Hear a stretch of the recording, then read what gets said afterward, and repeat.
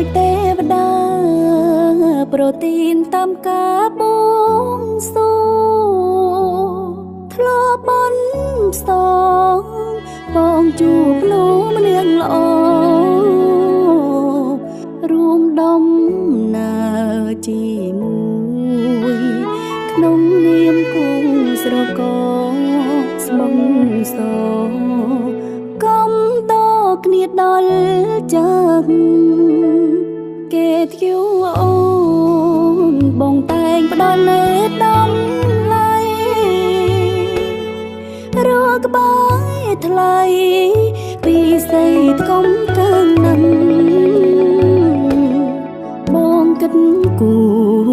រាំងសាអូនដូចព្រះនាងម្ចាស់កក់ក្ដៅខ្លាំងណាស់បានបងទៅនងថែម្ចាស់បេះដូងអូនអើយអ្វីអាចប្រៀបស្មើបងទៅតួមានមួយសំពើក៏មិនដោះតាក្ដីសុខសាន្តរួមគ្នាទុកជាប្រពុទ្ធសាសនារួមរស់ស្មងមិនប្រែស្នេហ៍ណានិរន្ត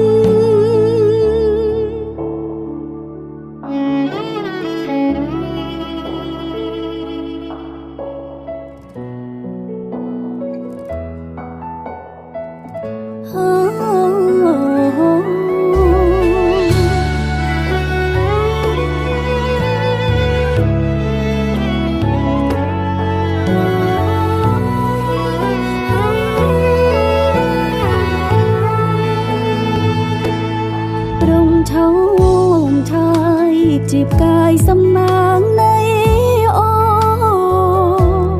កាបេងដងសុំថែជាប់ក្នុងដៃ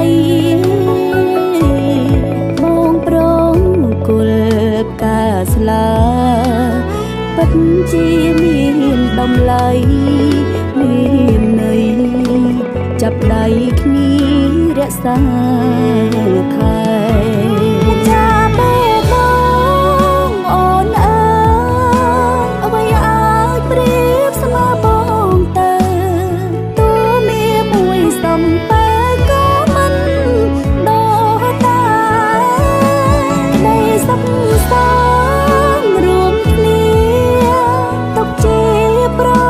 សា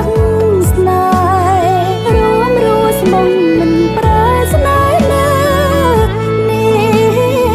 រន្តរ៍ចាំបេះដូ